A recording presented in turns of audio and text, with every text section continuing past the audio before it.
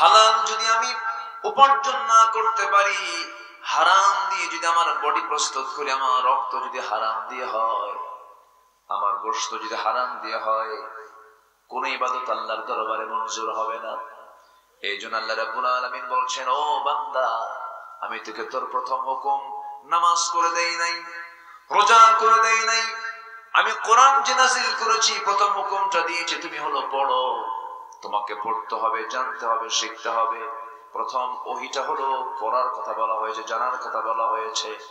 জানার নাম ঈমান নয়, মানার নাম ঈমান। কথাটা সম্পূর্ণ ভুল, ভুল কথা সমাজে প্রচলিত আছে। জানার নাম ঈমান নয়, মানার নাম ঈমান, ভুল কথা।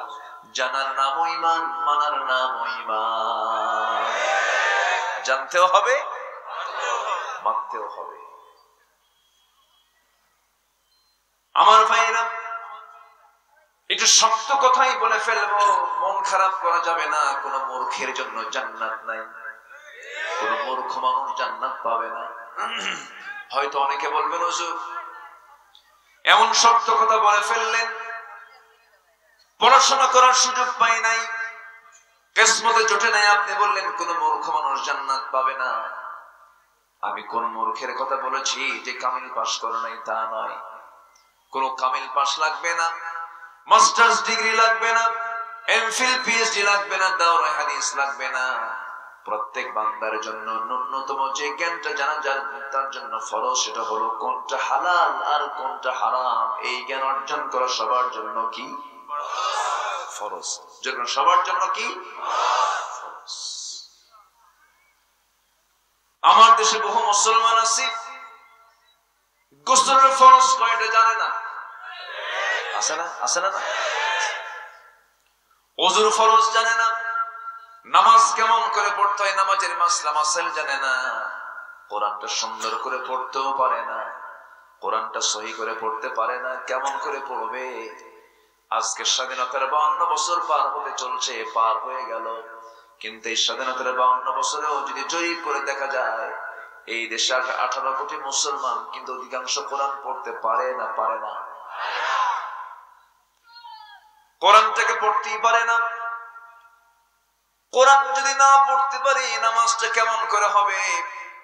মালয়েশিয়াতে আমার একটা সফর ছিল, মালয়েশিয়াতে দেখে আসলাম, সেই দেশে যার যে মুসলমানের বয়স মোটামুটি 12 থেকে 13 বছর, ক্লাস 8 লেভেলে পড়ে, 8ম শ্রেণীতে পড়ে, এই বয়স থেকে বুড়া মানুষ পর্যন্ত এমন কোন লোক নাই, এমন কোন মুসলমান নাই যারা নামাজ পড়ানোর যোগ্যতা রাখে না। কেন হয়েছে? কি জন্য হয়েছে? তাদের সিলেবাস এরকম সিস্টেম করা, যে পড়তে যাবে তাকে কোরআন শিক্ষা বাধ্যতামূলক করে দেওয়া হয়েছে। কিন্তু আমার দেশে তেমনটা নাই, আমার দেশে এমন সিস্টেম না। একটা কথা একটু শক্ত করে বলি, যে মুসল্লি নিজে নামাজ পড়ে কিন্তু নামাজ পড়ানোর যোগ্যতা রাখে না, যে মুসল্লি নামাজ পড়ানোর যোগ্যতা রাখে না, তার নিজের নামাজও হয় না। আমি মনে হয় একটু কড়া কথা বেশি বলে ফেলতেছি মনে হয়। যে নামাজ পড়তে পারবে সে নামাজ পড়াতেও পারবে, সে নামাজ পড়াতেও পারবে। যার নামাজটা সহি হবে তার নামাজ পড়ানো সহি হয়ে যাবে। যতক্ষণ পর্যন্ত কোন মুসল্লি নামাজ পড়ানোর যোগ্যতা না আনতে পারবে, তার নিজের নামাজটা সহি হবে না। অথচ এত গুরুত্বপূর্ণ একটা বিষয় যে কোরআনটা সহি না করলে পরে নামাজটা সহি হয় না, সেই জ্ঞান অর্জনের পিছনে কোনো গুরুত্ব নাই, কোনো তাকিদ নাই। এমনও শিক্ষিত লোক আমার দেশে আছে, মাস্টার্স ডিগ্রি পাস করেছে, আরবি হরফ কয়টা জানে না? আছে তো, আছে না? নাই? এরাই তো গমসর,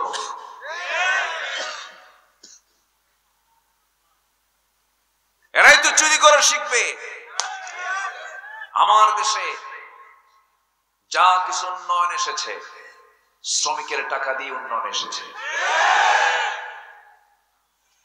শ্রমিকের ঘাম আল্লাহর কাছে খুবই দামি, শ্রমিকের হাত, শক্ত হাত আল্লাহর কাছে খুবই দামি।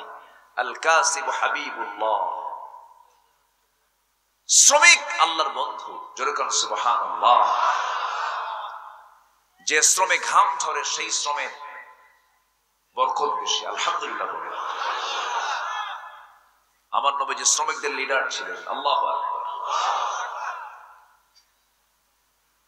আমার বন্ধুগণ, এদেশের অধিকাংশ মানুষ হলো কৃষিজীবী। কৃষকরা আমার দেশকে পিছিয়ে নিয়েছে না এগিয়ে দিয়েছে?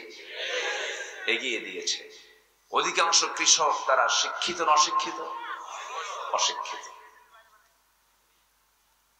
আমার দেশ থেকে যাওয়া বাইরের কান্ট্রিতে যারা প্রবাসী, আমি নিজের চোখে দেখেছি মালয়েশিয়া, সিঙ্গাপুর, বিশ্বের অনেক দেশে বড় বড় কনস্ট্রাকশনের কাজগুলো আমার দেশের মানুষরা করে।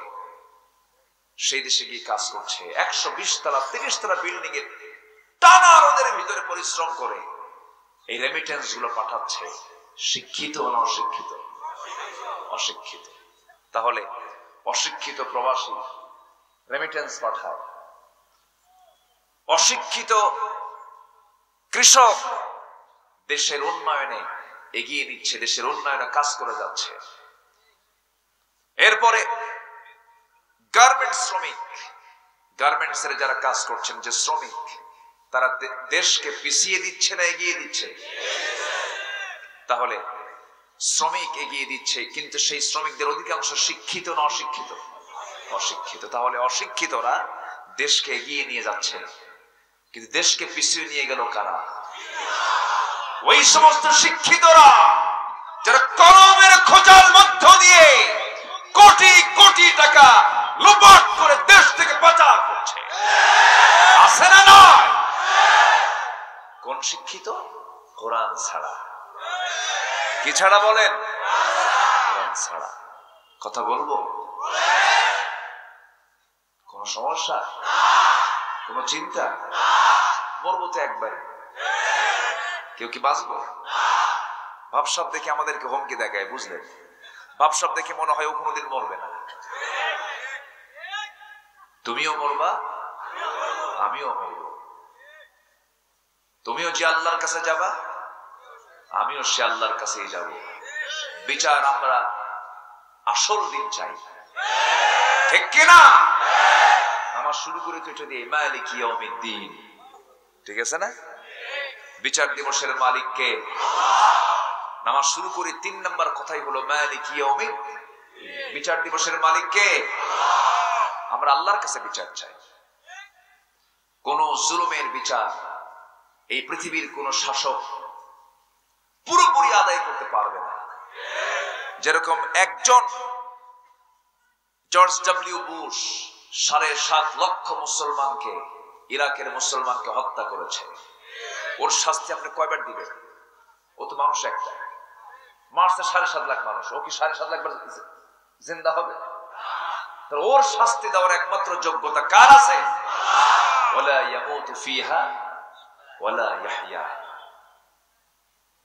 হবে, অবশ্যই খবর হবে। হবে না? হবে না?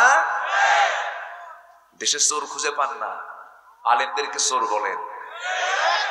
দেশের চোর খুঁজে পান না, আলেমদেরকে অপরাধী মনে করেন। আলেমদের রক্ত বড় বিষাক্ত। যারা আলেমদের রক্ত নিয়ে খেলেছে তারা ইতিহাসের রাস্তা করে নিক্ষিপ্ত হয়েছে মুসলমান। এটি ইতিহাস।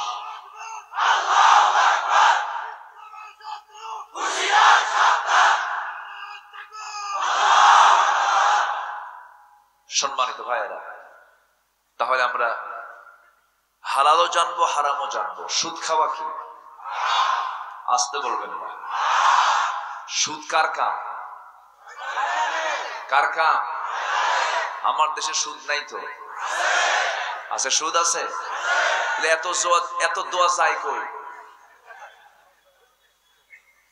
এই যে দোয়াগুলো করা হয়, এত দোয়াগুলো যায় কোথায়? সব সুদের কাছে গিয়ে আটকে যায়, কাম হয় না। আমার বন্ধুগণ, সুদের ধারে পাশে যাওয়া যাবে না, হারাম কোন কাজের দিকে যাওয়া যাবে না। আল্লাহ রাব্বুল আলামিন সুন্দর করে বলছেন, ইয়া আইয়ুহাল্লাযীনা আমানু কুলু মিন তাইয়্যিবাতি মা রাযাকনাকুম ওয়াশকুরু লিল্লাহ ইন কুনতুম ইয়্যাহু তা'বুদুন। জোরে বলুন আল্লাহু আকবার। ইমানদারেরা, আমি তোমাদেরকে যে রিজিক দিয়েছি, মা রাযাকনাকুম, সেই রিজিক থেকে তোমরা পবিত্র কিছু খাও, হারাম কিছু খেতে যেও না। আমি আল্লাহ সুদকে হারাম করে দিয়েছি। আহাল্লাল্লাহুল বাই'a ওয়া হারামার রিবা, ব্যবসাকে করেছি হালাল, সুদকে করে দিয়েছি হারাম। অনেকে বলে সুদ তো ব্যবসার মতোই, এই কথাটা সেম বলতো আবু জেহেল। আবু জেহেল সে তিনটা কাজে পারদর্শী ছিল, সে সুদের মহাজন ছিল। মদের বোতল নিয়ে পড়ে থাকতো, আরেকটা হলো জিনার কারবার সে অত্যাধিক করতো। এই তিনটা কাজ আবু জেহেলের কাজ, মদ খাওয়া, সুদের কারবার করা আর জিনা করা। এই তিনটা কাজ বুঝি বাংলার জমিনে কোথাও নাই। তাহলে এখন বলেন, যদি থাকে এরা কার সুন্নাত আদায় করে, কার দল করে?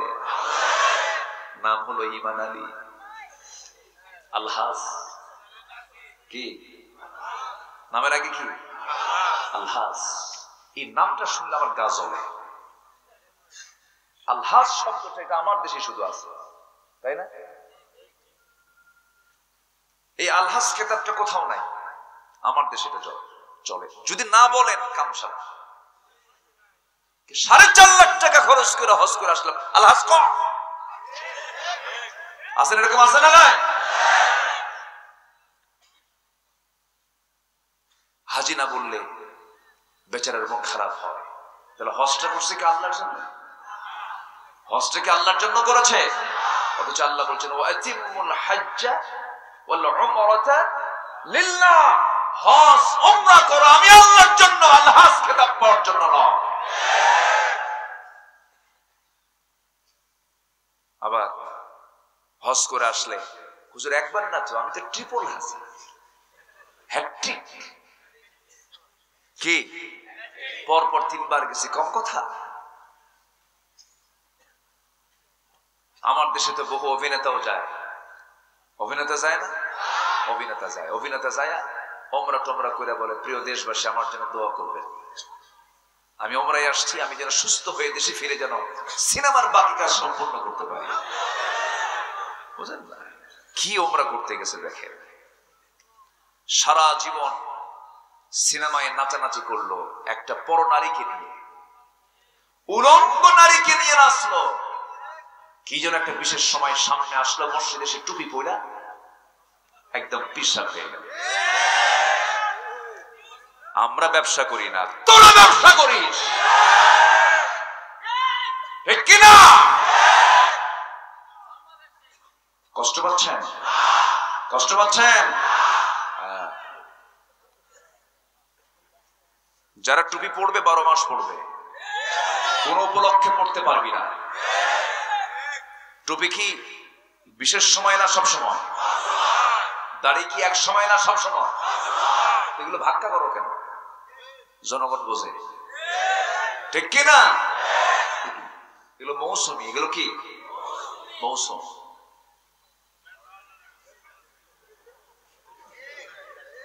কি কষ্ট পাচ্ছেন নাকি আপনারা? আমরা যা করব হারামে না হালাল নিয়া? হারাম নিয়া না হালাল নিয়া? হালালকে নিয়ে। হালাল ভিত্তিক জীবন যাপন করব। 1000 কোটি টাকার মালিক সকালে 5 গ্রাম, দুপুরে 7 গ্রাম, রাতের বেলা 3 গ্রাম, মোটে 15 গ্রাম খায়। 1000 কোটি টাকার মালিক হয়ে লাভ কি হলো? আপনি খেতেই পারলেন না। একটা প্রশ্ন করি, শহরের মানুষ বেশি খায় না গ্রামের মানুষ বেশি খায়? ধনী বসবাস করে কোথায়? গ্রামে। গরিব মানুষ বেশি থাকে। গ্রামের মানুষ গরিব কিন্তু তারা খায় বেশি, শহরের মানুষ ধনী, শুধু টাকাই দেখে, খাইতে পারে না, কিসমতে নাই। সামনে মুরগির রান দেখে, খাইতে পারে না, ঠিক কি না? গরুর ঠ্যাং দেখা, হা স্ট্রোক, বাইপাস, ওপেন হার্ট, সব শেষ। কিন্তু আল্লাহ রাব্বুল আলামিন এই নিয়ামত সবাই কি দেন না? আল্লাহ রাব্বুল আলামিন গ্রামের মানুষকে গরিব করে দিয়েছেন, কিন্তু গ্রামের মানুষ যখন খায় তারা কি প্লেটে খায় না?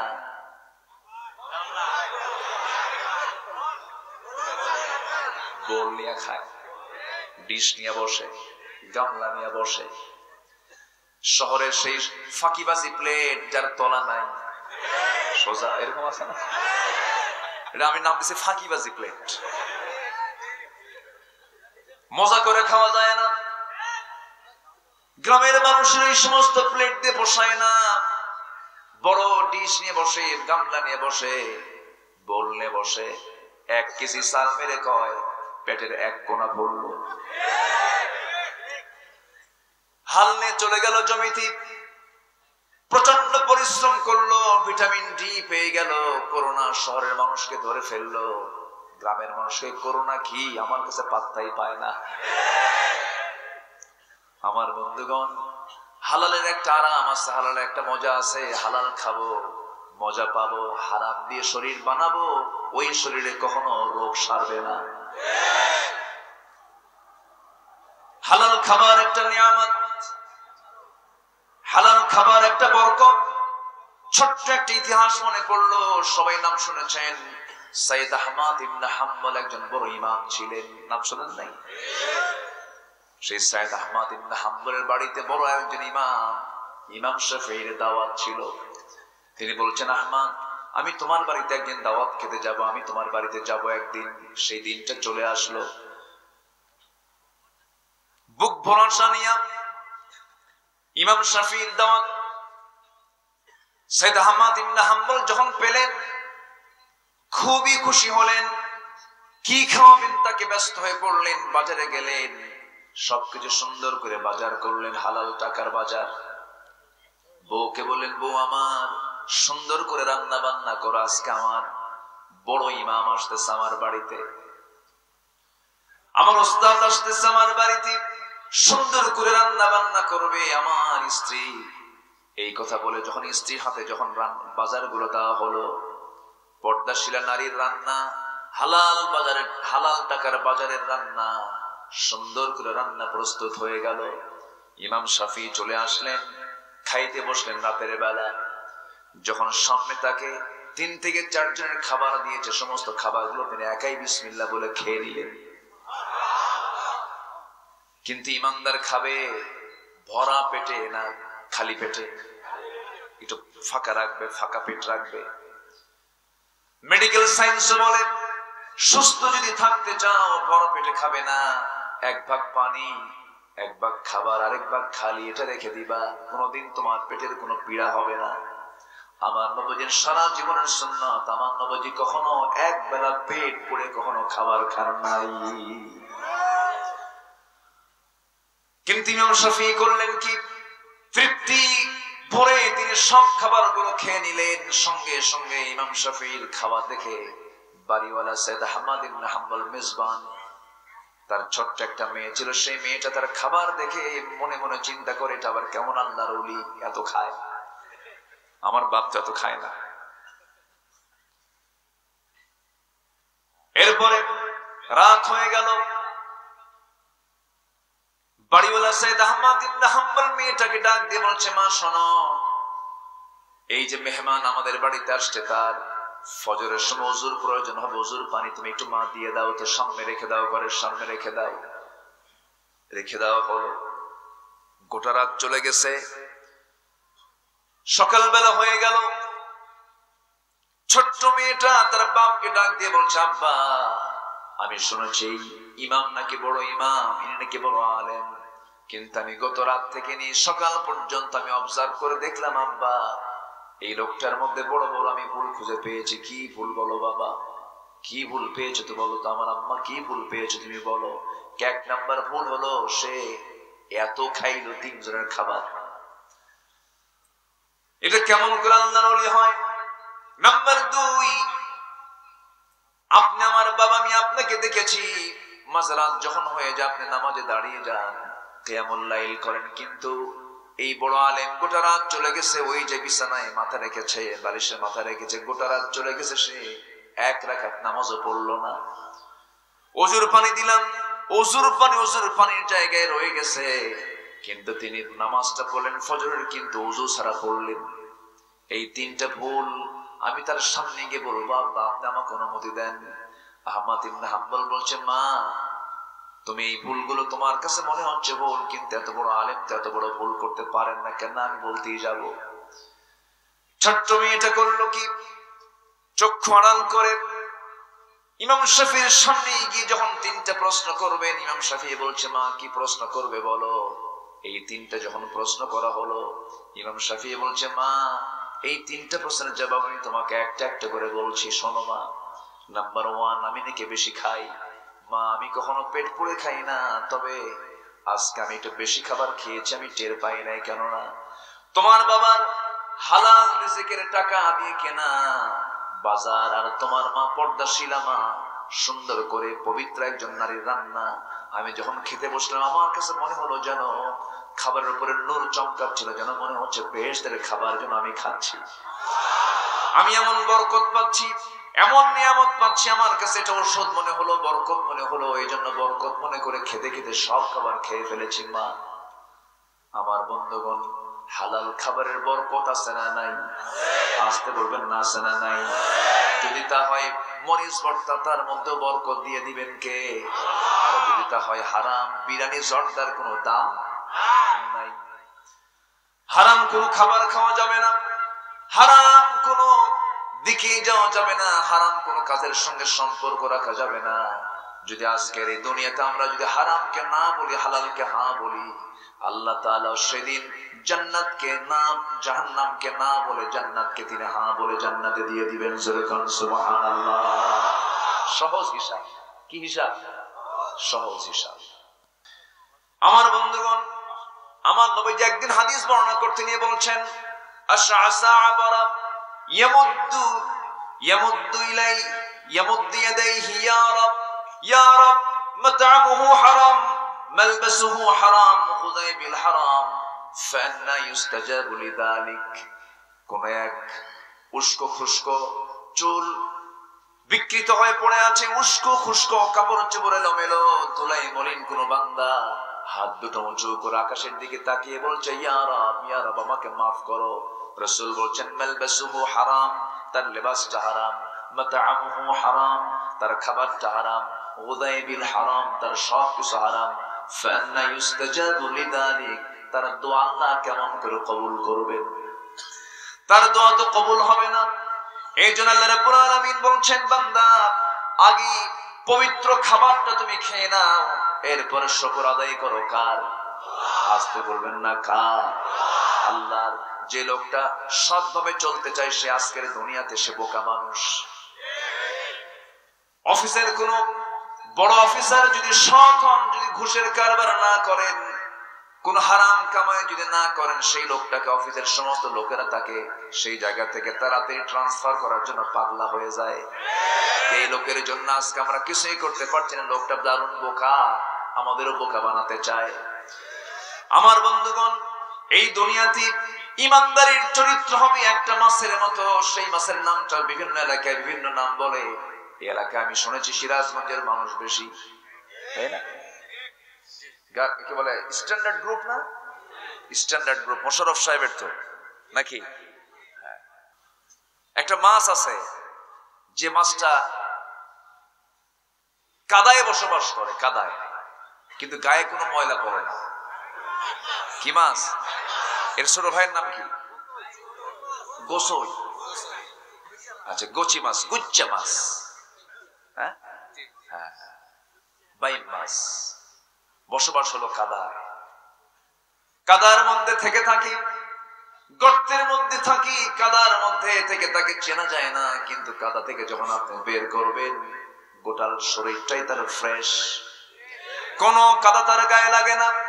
ইমানদারি জাগতিক জীবনে যখন চলতে যাবে, তার কাছে সুদ চলে আসবে, ঘুষ চলে আসবে, হারাম ইনকাম চলে আসবে, অনেক অফার চলে আসবে, কিন্তু বান্দা বলবে কি, ইন্নী আখাফুল্লাহ, আমি আল্লাহকে ভয় করি, হারামে যাব না, আমি হারামে যাব না, আমি হারাম খাবার খাবো না, হারাম কোনো কাজে আমি অংশগ্রহণ করব না। এই সিদ্ধান্ত যে বান্দা নেবে, আল্লাহ বলছেন বান্দা আমি তোকে সোজা জান্নাত দিয়ে দেব। জোরে কোন সুবহানাল্লাহ। তাহলে আল্লাহ তাআলা এখন সেকেন্ড আয়াতে বলছেন আমি তোমাদের জন্য হারাম করে দিয়েছি, ইন্নামা হাররামা আলাইকুমুল মাইতাতা, মরা জিনিস, কোন মরা প্রাণীর গোশত খাওয়া যাবে। আসতে বলবেন না, যাবে। ঢাকা শহরে কিছু কিছু হোটেল আছে কম দামে মরা মুরগি বিক্রি হয়। এরকম ব্যবসা করার লোক তো মনে হয় বাংলাদেশে নাই। এমন কি ঢাকার উত্তরার অভিজাত কিছু হোটেলে কুত্তার কে আছে না? নাই। নাম হচ্ছে আলহাজ। নাম কি? আলহাজ। আল্লাহ তাআলা বলছেন মরা প্রাণী খাওয়া হারাম, কিন্তু মুরগি আসে দেশের বিভিন্ন জায়গা থেকে। আসতিনি পিকআপই মোটামুটি 20-30টা মরা মুরগি পড়ে থাকে, এটা আবার অর্ধেক মূল্যে বিক্রি করে মুসলমানকে খাওয়ায় মুসলমান। এরকম ইমানদার আমার দেশে আছে না? নাই। ইমান আছে? ওগুলোর ইমান আছে নাকি? আমার ভাইয়েরা, আল্লাহ রাব্বুল আলামিন রক্তকে হারাম করেছেন, মরা প্রাণীকে হারাম করেছেন, লাহমাল খিনজির, শূকরকে হারাম করেছেন। শূকর খাওয়া কি বলেন? শূকর খাওয়া কি হারাম? শূকর হারামের অনেকগুলো কারণ আছে। সম্মানিত ভাইয়েরা, শূকরের মাংস কেন হারাম? শূকরের মাংস হারামের বৈজ্ঞানিক কিছু বিশ্লেষণ আছে। শূকরের মাংস আল্লাহ তাআলা হারাম করেছেন কেন?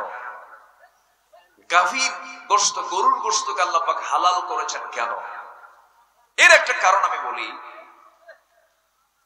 কোন গরুর সামনে, কোন ষাঁড়, যেটা ষাঁড়ের সামনে যদি আরেকটা ষাঁড় কোন স্ত্রী গাভীর উপরে যদি সে সহবাসে যদি লিপ্ত হয়, আরেকটা ষাঁড়কে আপনি আটকে রাখতে পারবেন না।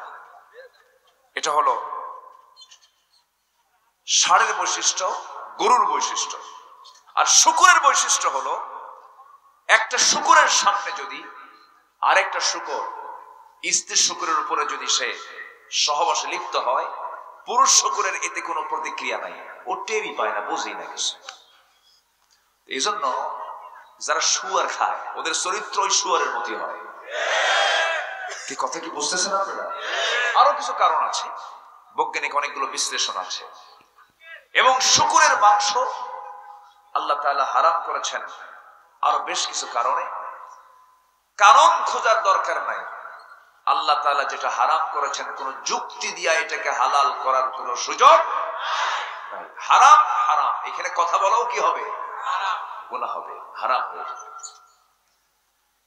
শূকরের মাংস খাওয়া হারাম। মাঝে সোয়াইন ফ্লু হলো, সোয়াইন ফ্লু হয়নি? আমেরিকার শিকাগোতে শেষ পর্যন্ত যে আমেরিকায় প্রচুর পরিমাণ শুয়ারের মাংস চলে, সেখানেও শূকরকে হারাম করে দেওয়া হলো। শূকরের অপকারিতাই বেশি, এই জন্য আল্লাহ তাআলা শূকরের মাংসকে এখানে বিশেষভাবে উল্লেখ করে এখানে হারাম করে দিয়েছে। আল্লাহ তাআলা এগুলো খাদ্যকে হারামের একটা লিস্ট করে দিয়েছেন। এরপরে বলছেন তবে হ্যাঁ, আল্লাহ বলছেন فَمَنِ اضْطُرَّ غَيْرَ بَاغٍ وَلَا عَادٍ فَلَا إِثْمَ عَلَيْهِ। তবে হ্যাঁ, যে ব্যক্তি বাধ্য হবে জীবন বাঁচানোর জন্য, সেখানে আর কোনো উপায় নাই, নিরুপায় যদি হয়ে যায়, সেই ক্ষেত্রে সে যদি তার জীবন বাঁচার জন্য কিছু খায়, এতে কোনো গুনাহ, ফালা ইসমা আলাইহি, কোনো গুনাহ হবে না। কার দয়া বলেন? আসতে বলবেন না, কার দয়া? আল্লাহর দয়া। এখন প্রশ্ন হলো, হুজুর আপনি তো এগুলোর তালিকা বললেন, হারাম করে দিয়েছেন। এখন যদি আপনি প্রশ্ন করেন হুজুর বিড়ি খাওয়াটা কি? আমার দেশে মানুষ বেশি বিড়ি খায় না ভাত খায়? হ্যাঁ বলেন, ভাত বেশি খায় না বিড়ি বেশি খায়?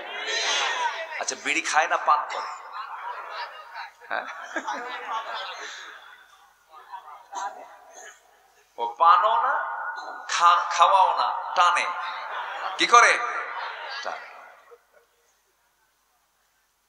আমার বন্ধুগণ, বিড়িটা খাওয়া কি এমন প্রশ্ন অনেকেই করেন, কিন্তু একটা বড় প্রশ্ন করেন না, হুজুর বিড়ি খাওয়ার ক্ষতিটা কি বলেন তো? পৃথিবীর একটা ডাক্তার কি খুঁজে পাবেন যে ডাক্তার বলবে বিড়ি খাওয়া স্বাস্থ্যের জন্য খুব ভালো? এটা বলে কেউ? বরঞ্চ ডাক্তার নিজে বিড়ি খাইলেও বাম হাতে বিড়ি হাতে নিয়ে কয়, খবরদার বিড়ি খাবেন না, কিন্তু ও নিজেও কিন্তু খায়।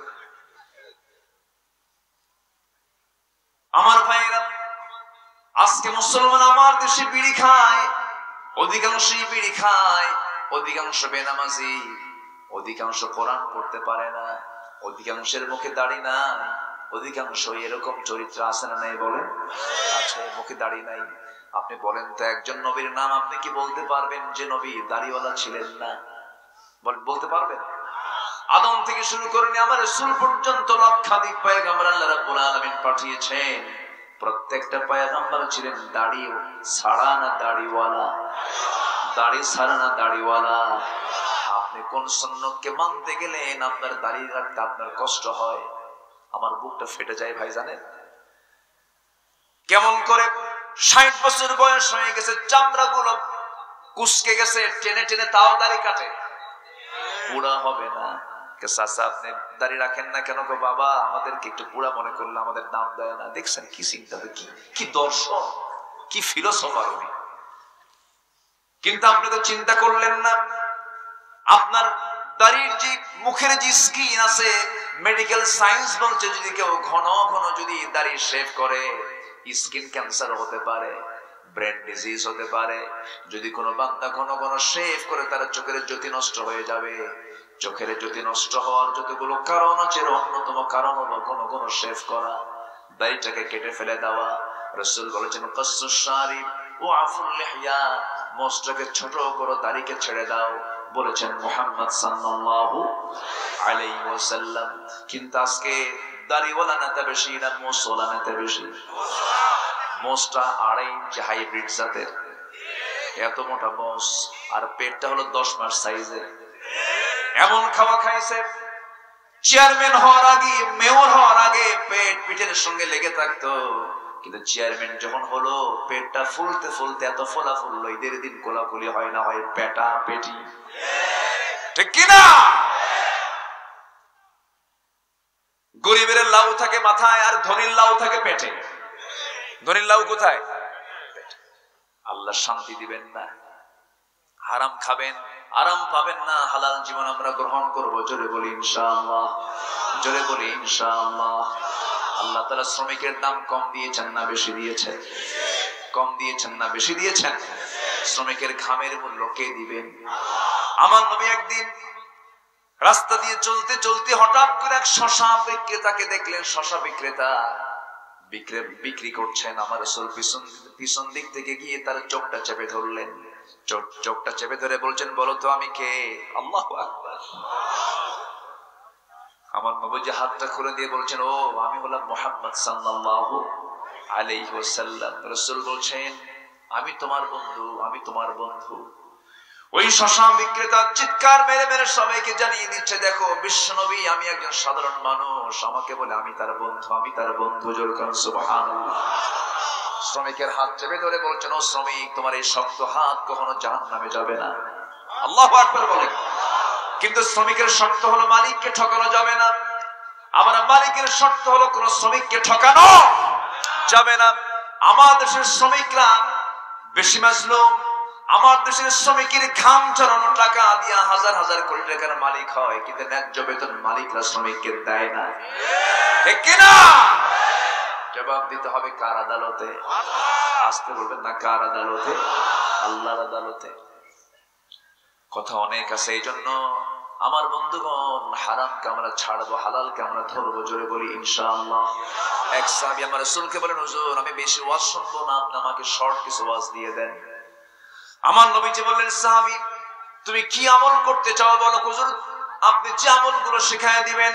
রাসূল বললেন, তুমি কি আমল নিজে করো আগে বলো। তিনি বলছেন, ইদা সাল্লাইতুল মাকতুবাত, আমি যদি 5 ওয়াক্ত নামাজ পড়ি, ও সুমতু রমাদান, রমজান মাসে রোজা রাখি, ওয়া হালালতুল হালাল, হালালকে হালাল জেনে হালাল হালাল জীবন যদি গ্রহণ করি, ওয়া হারামতুল হারাম, হারামকে হারাম জেনে যদি হারামটাকে বর্জন করি, হুজুর ওয়ালাম আযিদ আলা যালিকা শাইআন আদখুলুল জান্নাতা ইয়া রাসূলুল্লাহ, এই চারটার বাইরে আমি কোনো কিছুই করব না, আমি কি জান্নাত পাবো নাকি? রাসূল বলেন নাআম নাআম নাআম, বান্দা তুমি অবশ্যই জান্নাত পেয়ে যাবে, জান্নাত পেয়ে যাবে। যেরকম সুবহানাল্লাহ। কয়টা কাজ? আসতে বলবেন না, কয়টা কাজ? এক নাম্বার, কয় ওয়াক্ত নামাজ? আরো জোরে বলেন, কয় ওয়াক্ত নামাজ? নামাজ পড়বেন কারা কারা একটু হাত তুলে দেখান তো দেখি।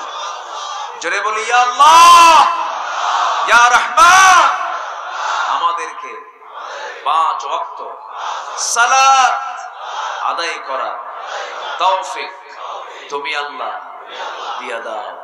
জোরে বলি আমিন, আরো জোরে আমিন। হাত নামান। রমজান মাসের রোজা।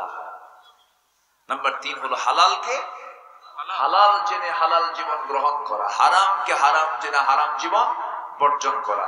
এই 4টা কাজ যে করবে রাসূল বলেছেন সে জান্নাতি। জোরে বলি সুবহানাল্লাহ। কিন্তু অধিকাংশ মানুষ ধরা খাবে হলো হালাল সে খাইছে কি। অধিকাংশ মানুষ ধরা খাবে কোথায়? তার হালাল ঠিক আছে কিনা। আমার দিকে তাকান। এখন সেকেন্ড আয়াতের দিকে আমি আবার চলে যাচ্ছি। আল্লাহ রাব্বুল আলামিন এবার ওখান আমি কিন্তু শুরু করেছি ইয়া আইয়ুহাল্লাযীনা আমানু দিয়ে, হে ঈমানদারেরা, আল্লাহ তাআলা ডাক দিয়ে বলছেন, প্রথমে বলছেন ভালো কিছু খাও, হালাল কিছু খাও, আমার শুকর আদায় করো। আমার বন্ধুগণ, যদি আপনি বলেন হুজুর হারাম না খেলে তো পরিবার চলে না, আমার বন্ধুগণ হারাম না খেলে পরিবারে চলে না, এই কথাটা ঈমানদারের কথা না জালিমের কথা? কার কথা বলেন? জালিমের কথা। আমার বন্ধুগণ, হারাম নিয়ে আপনি কোনো আরাম পাবেন না। এই পৃথিবীতে খাদ্যের যদি কোনো সমস্যা ফিল করে, একমাত্র বান্দাই ফিল করে। পৃথিবীর কোনো প্রাণী কিন্তু না খেয়ে থাকে না। পৃথিবীর কোনো প্রাণী কি না খেয়ে থাকে নাকি? একটা ছোট্ট বাবুই পাখি ছোট্ট বাসা থেকে বের হয়, সকালবেলা শূন্য পেটে, বিকেল বেলা ভরা পেটে চলে আসে, তার কোনো খাদ্য গুদাম নাই। বাবুই পাখির নাম শুনছেন না? কি সুন্দর তার বাসা। বাবুই পাখির বাসা বেশি মজবুত না আমার বাড়ি, আপনার বাড়ি বেশি মজবুত? বলেন কার বাসা বেশি মজবুত? বলেন। বাবুই পাখির বাসাটা মজবুত বেশি। এত সুন্দর বাসা সে বানায়, কি সুন্দর তার আর্কিটেকচার ডিজাইন, কি সুন্দর তার ইঞ্জিনিয়ারিং প্ল্যান।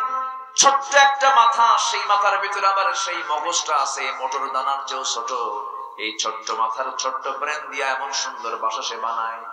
লক্ষ লক্ষ সমস্ত দুনিয়ার সমস্ত ইঞ্জিনিয়ার, আর্কিটেকচার ইঞ্জিনিয়ার আপনি এক জায়গায় করেন, কোন ইঞ্জিনিয়ার, আর্কিটেকচার ইঞ্জিনিয়ার একটা বাবু কি বলে বাবুই পাখির বাসার মতো একটা বাসা একটা ইঞ্জিনিয়ার বানাতে পারবে না। জোরে বলেন সুবহানাল্লাহ। কি সুন্দর বাসা বানালো। সেই বাসার ভিতরে ড্রয়িং রুম আছে, ডাইনিং রুম আছে, কমন রুম আছে, ড্রয়িং রুম আছে, মাস্টার বেড আছে, কমন রুম আছে। যখন কোন বাবুই পাখি অতিথি হয়ে ওই বাসার মধ্যে যখন ঢুকতে যায়, কলিং বেল আছে, সালাম দিয়ে ভিতরে ঢোকে। এরপরে পুরুষ বাবুই পাখি ভিতর থেকে চলে আসে, ঠোঁটের সঙ্গে ঠোঁট মিলায় দিয়ে বলে, দোস্ত বেড়াতে আসছো, ভিতরে যাওয়া যাবে না, এখানে বসো, ভিতরে বউ শুয়ে আছে। ওয়ালাহু আসলামা মান ফিস সামাওয়াতি ওয়াল আরদি তাওআ ওয়া কারহা। সমস্ত প্রাণী আত্মসমর্পণ আল্লাহর কাছে, কোনো সন্দেহ ছাড়া তারা আল্লাহর জিকির করে। ওয়ালাকিন লা তাফকাহুনা তাসবিহাহুম, তাদের তাসবিহ তোমরা বোঝো না, তাদের জিকির তোমরা বোঝো না। সমস্ত প্রাণী আল্লাহর আইন কানুনকে মেনে চলে। তারা তাদের রিজিক নিয়ে কোনো টেনশন করে না। কোন প্রাণীর রিজিক নিয়ে কোনো টেনশন নাই। পৃথিবীর কোন প্রাণীর খাদ্য গুদাম নাই, শুধু খাদ্য গুদাম কার আছে? মানুষের। মানুষের খাদ্য গুদাম ছাড়া কোন প্রাণীর খাদ্য গুদাম নাই। জলভাগের যে যত প্রাণী আছে, স্থলভাগের কত প্রাণী আছে, কোন প্রাণী খাদ্য গুদামজাত করে না। মানুষ খাদ্য গুদামজাত করার পরেও মানুষের খাদ্যের সংকট আছে না নাই? এই সংকট তৈরি করেছেন আল্লাহ না মানুষ? বলেন, সংকট তৈরি করছে কারা? তারা কি মানুষ ন মানুষ? মানুষ ন মানুষ। খাদ্যের দাম যারা বাড়ায়, কৃত্রিম সংকট তৈরি করে, সিন্ডিকেট তৈরি করে, খাদ্যের দাম বাড়ালো, জিনিসের দাম যারা বাড়ালো, অকল্পনীয় ভাবে ইহতিকার করে গুদামজাত করে যারা বানালো, রাসূল বললেন তারা জাহান্নামী, তারা জাহান্নামী। তাদের এটা হালাল না হারাম? হালাল না হারাম? আমার ভাইয়েরা, এই জন্য বলছি, শুরুটা করেছি হালাল জীবন গ্রহণ করব আমরা, হালাল জীবনে আমরা ফিরে আসব। মানুষ না খেয়ে মরে না, মানুষ খেয়ে মরে না, না খেয়ে মরে। বলেন খেয়ে মরে না, না খেয়ে মরে? খেয়ে মরে, না খেয়ে কিন্তু মানুষ মরে না। আমার বন্ধুগণ, একটা ফকিরেরও দিন চলে যায়, আবার ধনীরও দিন চলে যায়। আল্লাহর কাছে চাইতে হবে, আল্লাহ আমার জন্য প্রশান্তিময় দিল বানিয়ে দাও, আমার দিলে প্রশান্তি দিয়ে দাও। বসুন্ধরা গ্রুপের একজন বড় কর্মকর্তা হঠাৎ একদিন আমার সঙ্গে তার দেখা, কোন একটা প্রোগ্রামে দেখা হলো। বলল, হুজুর আমার এমন একটা রোগ ছিল, যে রোগের নামটা এমন জটিল, আমি বাঁচার জন্য আমার কোনো কামনা হতো না, আমি বারবার মরতে যেতাম, আত্মহত্যা করতে যেতাম। সিঙ্গাপুর ঘুরেছি, গোটা ভারত ঘুরেছি, গোটা দুনিয়ার সমস্ত ডাক্তারকে দেখানো শেষ, আমার অসুখ সারে না। কিন্তু হুজুর আমি আপনার কাছ থেকে একটা পয়েন্ট শুনেছি। বলতেছে, হুজুর আপনার একটা ওয়ার্ড, একটা লাইনের বক্তব্য আমার সমস্ত রোগ সারিয়ে দিয়েছে। সেটা হলো কি বলেন তো? আপনি আমাকে বলেন। তিনি বলতেছেন, আপনি বলেছেন একটা আলোচনায়, একজন ইমানদার কখনো হতাশ হতে পারে না, হতাশা ইমানদারের মুখ থেকে কখনো বের হতে পারে না। হতাশা আল্লাহর পক্ষ থেকে আসে না, হতাশা আসে শয়তানের পক্ষ থেকে। হতাশা যে শয়তান থেকে আসে, এই কথাটা আমার বুকে ধাক্কা লেগে গেল। এই চিন্তা যখন মাথায় ঢুকেলাম, শয়তান থেকে হতাশা চলে আসে। দেখলাম হুজুর দিনে দিনে আমি দেখি এই কথাটা মনে করতে করতে আমার কাছ থেকে ওই রোগটাই বিদায় হয়ে গেছে। সঙ্গে সঙ্গে বললাম, ভাই রে, এই ওয়াজটা আমার নয়, এই ওয়াজটা মূলত কার? আসতে বলবেন না কার? ফালা তাহিনু ওয়ালা তাহজানু, ফালা তাহিনু ওয়ালা তাহজানু। কার কথা? আল্লাহর কথা। আমার বন্ধুগণ, এই দুনিয়াতে আমি সংক্ষিপ্ত সময়ের জন্য চলে আসছে, যে কোনো সময় চলে যাব। ঈমানটাকে টিকে রাখতে হবে, ঈমানকে কখনো ধ্বংস করা যাবে না। সম্পদ আপনার আসবে যাবে, কিন্তু ঈমানটা ধ্বংস যদি আপনি করে ফেলেন, সম্পদের জন্য দুনিয়ার মোহে যদি পরে সম্পদ ঈমানটা যদি নষ্ট করে ফেলেন, মাত্র ক্ষমতার লোভে ঈমানকে বেঁচে খায় এমন লোক আছে না নাই? বলেন, আসতে বলবেন না, আছে না নাই? আছে। যুবকরা সাবধান থাকো, ওই সমস্ত নেতৃত্বের মুখে জুতা মারো যে নেতৃত্বে নামাজ নাই, যে নেতৃত্বে আল্লাহর দ্বীন কায়েমের আন্দোলন নাই, যে নেতৃত্ব মানতে গিয়ে তোমাকে তোমার হাতে অস্ত্র তুলে দেয়, যে নেতৃত্ব তোমার হাতে ইয়াবা তুলে দেয়, যে নেতৃত্ব তোমার হাতে একজন নারীকে তুলে দেয় জিনা করার জন্য, ওই সমস্ত নেতৃত্বের মুখে আমরা জুতা মারি, থুতু মারি। রাজি আছেন কারা কারা? হাত দুটি করে দেখান মুসলমান।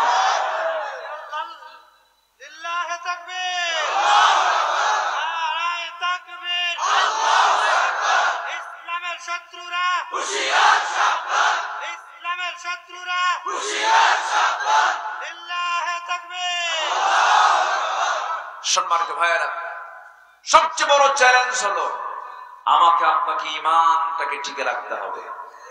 ঈমান এনেছি, ঈমানের উপরে আমরা টিকে থাকবো। জোরে বলি ইনশাআল্লাহ। ঈমান হারা হওয়া যাবে, ঈমান হারা হওয়া যাবে না। চ্যালেঞ্জ আসবে বহু, অনেক ঘাত প্রতিঘাত চলে আসবে। এসেছে যুগ যুগ ধরে, এসেছে ইব্রাহিমের উপরে আগুনে নিক্ষেপ করা হয়েছে, আগুনে নিক্ষেপিত হয়েছেন, ঈমান হারা হবে।